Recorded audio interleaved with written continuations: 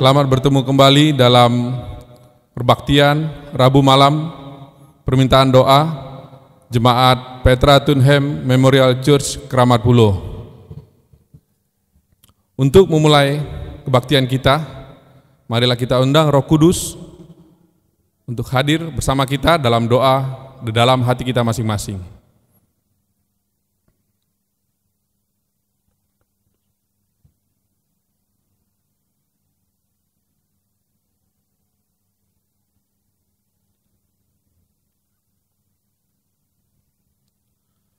Untuk memulai perbaktian kita, biarlah kita bernyanyi melalui lagu Sion nomor 110, Bila Laut Kehidupanmu Bergelombang.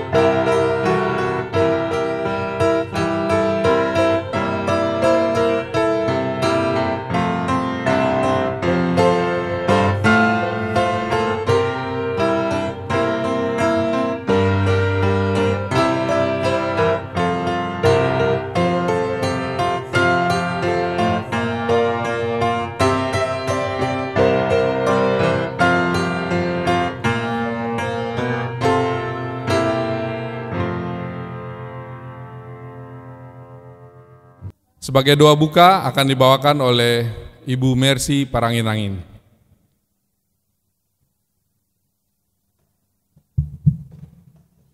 Kita sama-sama berdoa.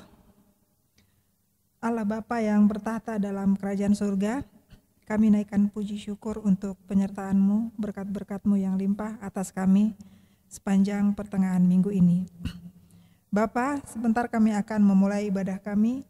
Biarlah Engkau mengurapi Pendeta Emerson Jai yang akan menyampaikan firman-Mu. Biarlah kami mendapatkan kekuatan dalam menghadapi hari-hari ke depan kami, sehingga kami tetap setia Bapa. Berkati saudara-saudara kami yang sedang mendengarkan dari rumah masing-masing. Biarlah Engkau juga memberikan kesehatan yang sempurna buat kami semua. Terimalah doa kami yang tidak sempurna ini Bapa. kami naikkan puji syukur. Amin. Shalom saudara-saudara, selamat malam. Kita puji Tuhan karena malam ini kita boleh dipertemukan kembali dalam kasih-Nya. Dan sebelum kita mendengarkan firman Tuhan, saya rindu kita dikuasai oleh Roh-Nya. Mari kita bersatu dalam doa. Bapa di sorga, kami kembali bersyukur karena begitu besar kasih-Mu. Kami diasingkan pada saat ini untuk mengadakan ibadah khusus. Dan biarlah kiranya firman Tuhan yang akan kami dengarkan menguasai hati pikiran kami. Berikan hikmat akal budi dari sorga, agar kami boleh memahaminya. Terlebih hamba-Mu layakkan untuk menyampaikannya. Di dalam nama Yesus kami berdoa dan mengucap syukur. Amin. Puji Tuhan saudaraku yang kasih, oleh karena kasih-Nya kita ada sampai saat ini. Dan pekabaran yang saya mau sampaikan pada malam hari ini adalah pekabaran penting. Karena ini adalah satu khotbah yang disampaikan oleh Yesus sendiri yang dikumandangkan menjadi kerinduan segala zaman. Judulnya ialah Kerajaan Allah Sudah Dekat. Saudara-saudara, di dalam Markus pasal yang pertama, ayat 14 dan ayat yang ke-15, demikian firman Tuhan. Sesudah Yohanes ditangkap, datanglah Yesus ke Galilea memberitakan Injil Allah. Katanya, waktunya telah genap, kerajaan Allah sudah dekat, bertobatlah dan percayalah kepada Injil. Saudaraku yang kasih, khotbah tentang kerajaan Allah sudah dekat bukan hanya dikhotbahkan oleh manusia, tetapi ini dikhotbahkan sendiri oleh Raja yang akan datang, itu adalah Yesus sendiri. Kedatangan Mesias telah diumumkan mulai di tanah Yudea. Dalam bait suci di Yerusalem, kelahiran seorang pelopor telah diberitahukan lebih dahulu kepada Zakharia pada saat ia melayani di hadapan mezbah. Namun kesempatan ini disia-siakan oleh umat-umat Tuhan pada zaman itu. Pada mulanya kepada para pemimpin Israel diberikan pekabaran ini, berita ini untuk menjadi pewarta kerajaan dan rahmat Allah. Tetapi bangsa itu tidak mengetahui saat kedatangannya. Perasaan cemburu dan tidak percaya para pemimpin bangsa Yahudi ini justru menjadi matang dan menjelma menjadi kebencian. Menjelma menjadi satu momok yang membuat orang-orang di zaman itu mau berpaling dari Yesus. Saudaraku yang kasih, keadaan yang terjadi dalam iman orang Israel saat itu di dalam menantikan Yesus akan menjadi keadaan di zaman akhir ini. Penolakan kepada Kristus di zaman Yesus akan berulang kembali. Penolakan kepada Kristus di atas dunia di zaman ini menanti kedatangannya yang kedua kali. Saudaraku yang kasih dalam Tuhan, zaman ini terdapat beberapa orang yang mengaku pengikut Kristus, tetapi sesungguhnya mereka digerakkan oleh roh mereka sendiri. Hanya sedikit orang yang suka mendengarkan firman Allah. Sedikit orang yang suka menerima kebenaran yang dikemukakan kepada mereka. Saudara-saudara yang kasih dalam Tuhan, Yesus datang justru menegaskan kembali firman yang pernah disampaikan berabad-abad sebelumnya. Matius pasal 24 ayat yang ke-15 menunjukkan kepada nubuatan yang diberikan oleh Daniel mengenai zaman itu. Apa dikatakan dalam Matius pasal 24 ayat 15?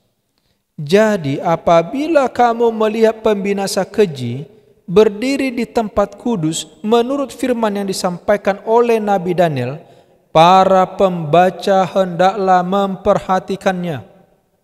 Saudara-saudaraku yang kasih dalam Tuhan, jauh sebelumnya Daniel sudah menyampaikan amaran itu. Akan tiba saatnya akan muncul pembinasa keji. Saudara-saudaraku yang kasih dalam Tuhan, Yesus katakan, hendaklah kamu memperhatikannya. Dan sesudah kebangkitannya, Yesus telah menerangkan kepada murid mengenai segala kitab nabi-nabi apa yang tertulis tentang dia. Dalam Lukas pasal 24, ini adalah cerita setelah Yesus bangkit. Tuhan mengingatkan kembali sebelum kenaikannya ke sorga kepada murid-muridnya. Lukas 24 ayat yang ke-27. Apa firman Tuhan katakan? Lalu ia menjelaskan kepada mereka apa yang tertulis tentang dia dalam seluruh kitab suci, mulai dari kitab Musa dan segala kitab nabi-nabi. Saudara-saudara yang kasih dalam Tuhan, Yesus sendiri menggunakan Alkitab firman Tuhan ini, menegaskan pelayanannya, menyatakan siapa dia. Di saat yang sama, saudara, saya sudah pernah ke Israel. Saya sudah pergi ke Lembah Ratapan. Di situ Alkitab begitu banyak. Dan begitu banyak yang membaca. Alkitab itu sudah banyak yang kumal karena terus dibaca dan dibaca. Ahli-ahli Taurat, orang-orang Farisi yang setiap hari belajar dan belajar. Tapi ingat saudaraku, mereka sendiri tidak mengenal Yesus.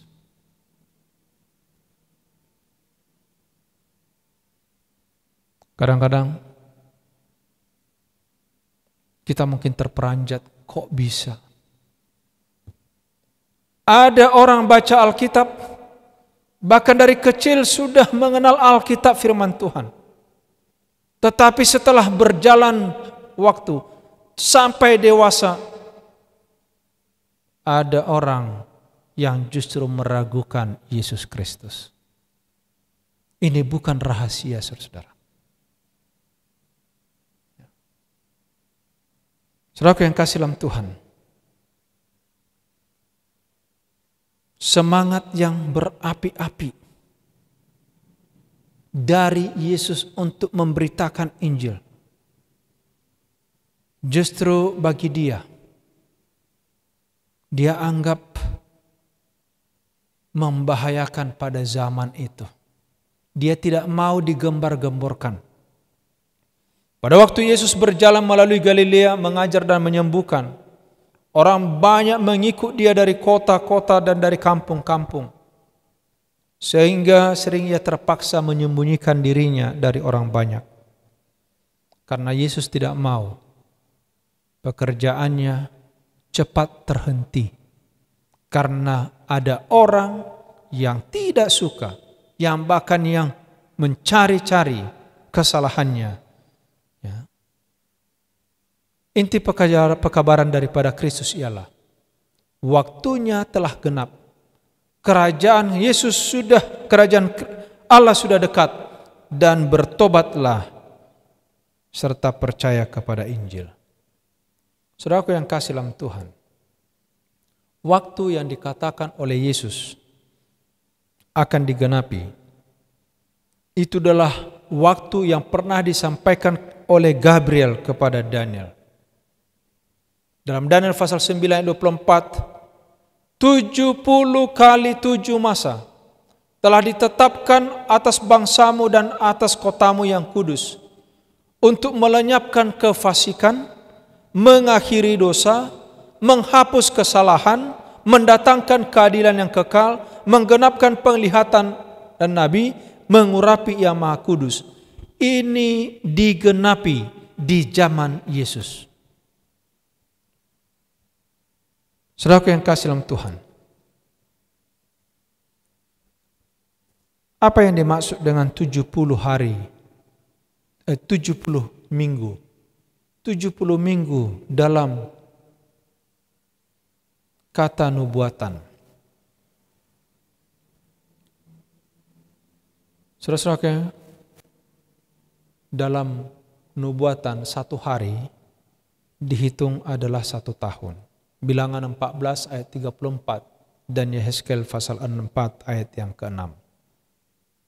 Jadi pada waktu dihitung 70 kali 7, 490 hari. Artinya 490 tahun. Ada apa sih pada waktu itu? Saudara yang kasih dalam Tuhan, dalam Daniel pasal 9 ayat 25 dikatakan, titik permulaan masa ini adalah, maka ketahui dan pahami, di saat firman itu keluar, yakni bahwa Yerusalem akan dipulihkan dan dibangun kembali, sampai kedatangan seorang yang diurapi, seorang raja, ada 7 kali 7 masa.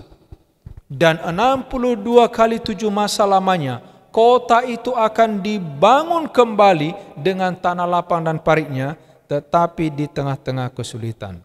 Pembangunan kota Yerusalem setelah dihancurkan sebelumnya dan orang-orang Israel sudah ditawan, saudaraku yang kasih dalam Tuhan, apa yang terjadi? Tahun 457 sebelum Kristus, Raja Artasastra memberikan perintah kepada orang Israel untuk membangun kota Yerusalem. Dan 7 minggu lamanya, 70 kali 7 minggu lamanya, 49. Saudaraku yang kasih dalam Tuhan, 490 tahun itu apa? Maaf, 70 kali 7, 490 tahun itu apa? Diawali dengan satu peristiwa, yaitu pembangunan kota Yerusalem. Selama 49 tahun atau disebut dalam nubuatan 7 minggu. Dan selesailah itu tahun 408 sebelum Kristus. Lalu saudara-saudaraku, dikatakan tadi ada 70 kali 7, dihitung dari mulai saat perintah itu diberikan. Dan bila mana kita hitung itu sampai datang seorang yang diurapi, Yesus diurapi, Yesus dibaptis tahun 27 setelah Masehi. Ditambah 457 oleh karena tahun tidak ada tahun 0. Saudaraku yang kasih, kalau kita tambahkan itu persis 490 tahun. Dari 457 sampai tahun 27. Saudaraku yang kasih dalam Tuhan, luar biasa. Dan 1 minggu yang sisa, 7 tahun itu dikatakan akan dihentikan seorang yang diurapi, yaitu kematian Yesus tahun 31. Diakhiri dengan tahun 34, saudaraku, di mana orang-orang Yahudi menolak kebenaran. Mereka membunuh Stefanus, melempari Stefanus dengan batu. Jadi itu semua prosesnya 490 tahun, 70 kali 7. Saudaraku yang kasih dalam Tuhan, inilah yang disebut oleh Yesus waktunya digenapi. Saudaraku yang kasih dalam Tuhan, Allah sudah mengatakannya jauh sebelumnya. Itulah sebabnya kepada kita hari ini, kita jangan pernah meragukan firman Allah.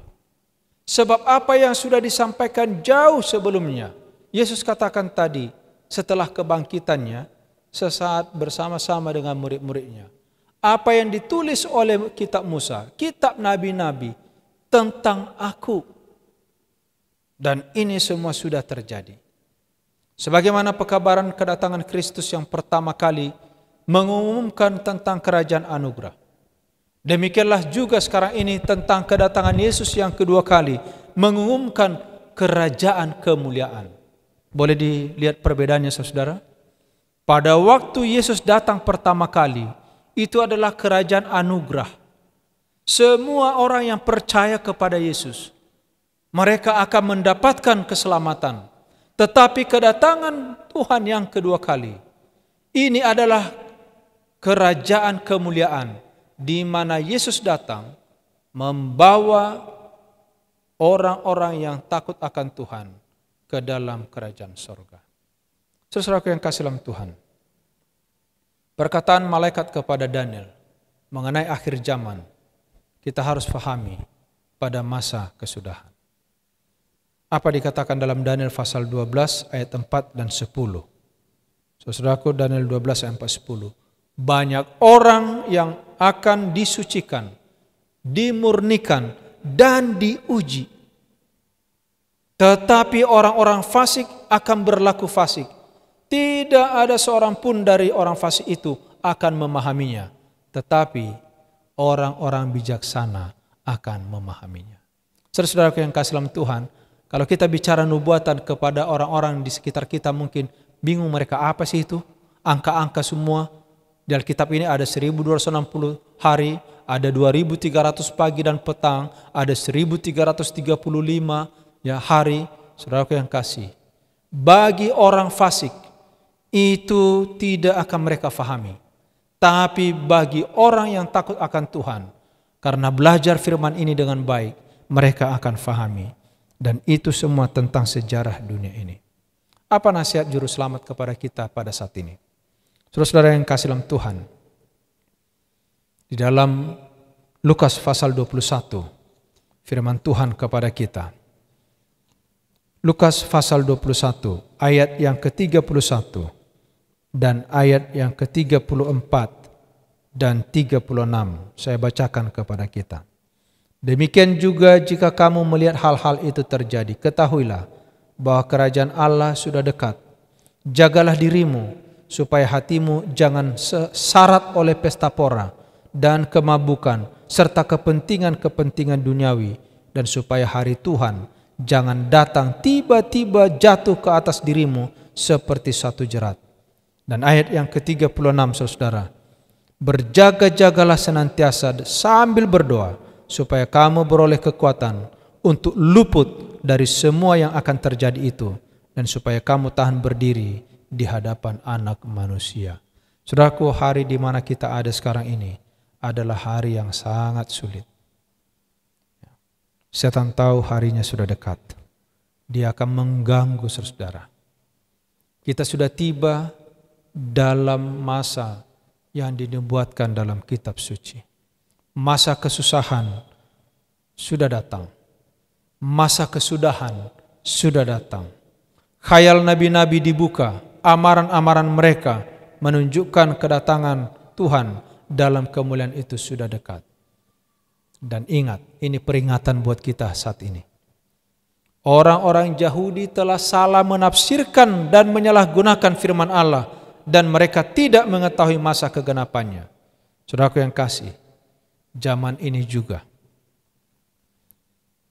jangan sampai pikiran kita, kehidupan kita, akhirnya gagal memperhatikan tanda-tanda kerajaan Allah yang sudah dekat itu. 1 Tesalonika pasal 5 ayat yang ke-4-6, firman Tuhan katakan, kita tidak mengetahui waktu kedatangan Tuhan, tetapi kita boleh tahu bila mana sudah dekat. Sebab itu baiklah jangan kita tidur seperti orang lain, tapi berjaga-jaga dan sadar. Saudaraku yang kasih dalam Tuhan, sesungguhnya hari Tuhan itu sudah dekat. Kita tidak tahu jamnya, kita tidak tahu detiknya saat ini, tetapi lihatlah bahwa sudah dekat. Dan kata dekat itu, saudaraku yang kasih, relatif. Karena saudara tidak tahu, saya tidak tahu kapan kita berakhir. Dan kita juga tidak tahu kapan Yesus datang. Dunia ini akan dibinasakan. Kesempatan bagi kita malam ini, mari kita membuka hati kepada Tuhan. Kerajaan Allah sudah dekat. Firman Tuhan katakan, bertobatlah. Kita tinggalkan kejahatan. Tuhan kiranya memberkati kita. Saudara-saudara yang kasih dalam Tuhan, malam ini adalah malam permintaan doa. Saudara mungkin punya kerinduan, apa saja nanti di dalam doa saya berikan kesempatan. Mari kita sampaikan kepada Tuhan. Mari kita bertelut bagi yang bisa bertelut. Dan bagi yang tidak bisa, kita berdoa dengan sikap hormat.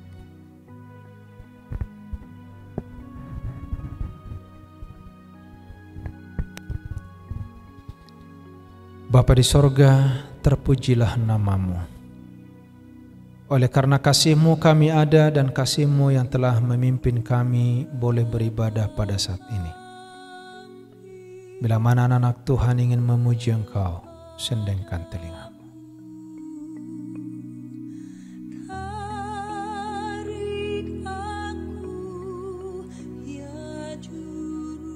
Bapa yang baik, kami manusia berdosa. Kami penuh kelemahan. Tuhan, saat ini kami mau datang kepadamu mengaku dosa kami dan memohon pengampunan kepadamu. Kiranya Tuhan dengarkan kami.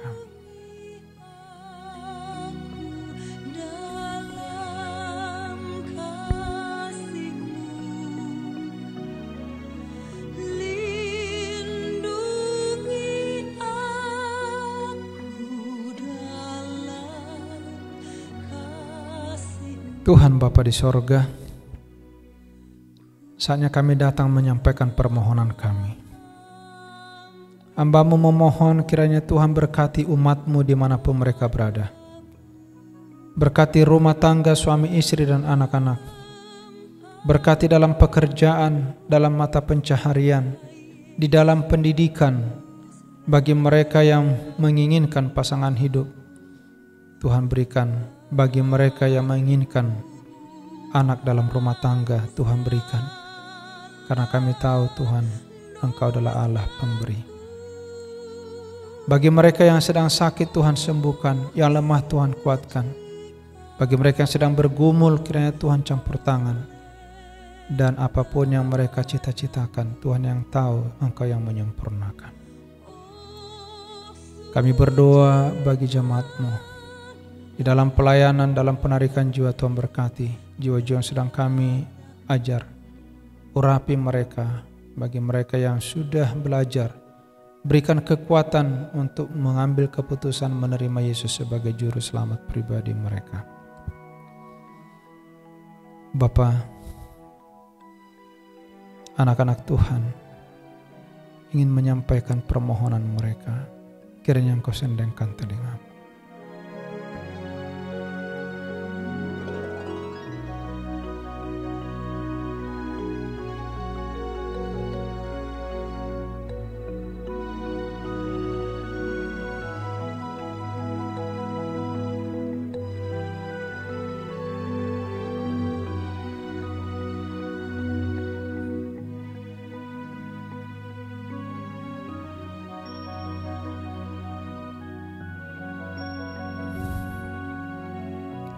Saat ini kami datang kepada Tuhan mengucapkan syukur. Oleh karena Tuhan perdengarkan kepada kami firman-Mu. Engkau menyerukan pertobatan di dalam hidup kami. Meninggalkan kejahatan dunia ini dan segala keinginannya. Karena hari Tuhan sudah dekat. Yesus mau datang. Tolong kami untuk tetap percaya Bapa. Terima kasih karena Tuhan sudah memberikan kepada kami waktu dari hari ke hari, melewati masa-masa yang sulit.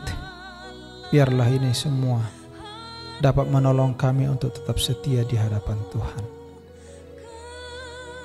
Pada saat anak-anak Tuhan ingin berterima kasih kepadamu, Tuhan sendangkan telingamu.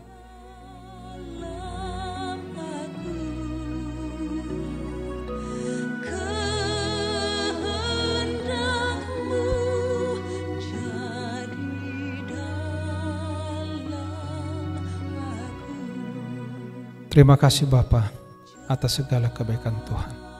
Terima kasih atas janji-Mu. Terima kasih bahwa Tuhan akan memimpin kami terus. Kiranya kasih karunia Tuhan Yesus, kasih Allah Bapa, persekutuan Roh Kudus memimpin kami, memelihara kami dari hari ini sampai Maranatha. Di dalam nama Yesus kami sudah berdoa dan mengucap syukur. Amin. Untuk menyambut firman Tuhan yang telah dibawakan, mari kita bernyanyi di dalam lagu Sion nomor 126, Duduk Dekat Kaki Yesus.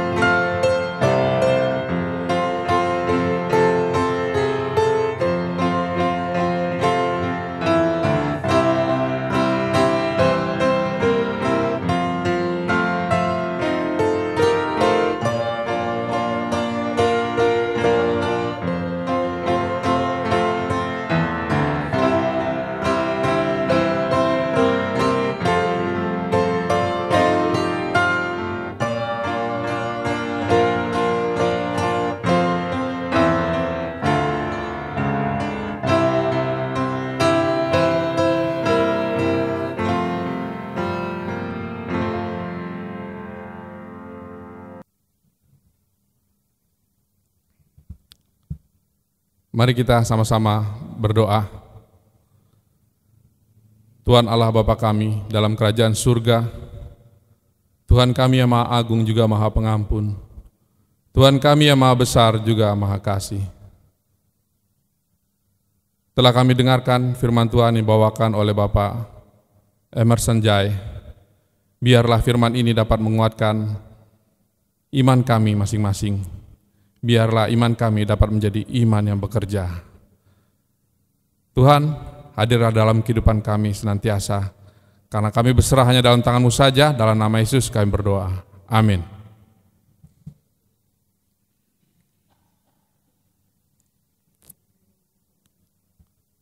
Demikian acara perbaktian Rabu malam permintaan doa kita.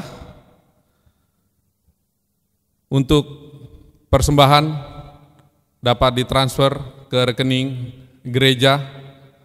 Sampai bertemu kembali ke perbaktian Rabu malam permintaan doa berikutnya. Terima kasih. Tuhan memberkati.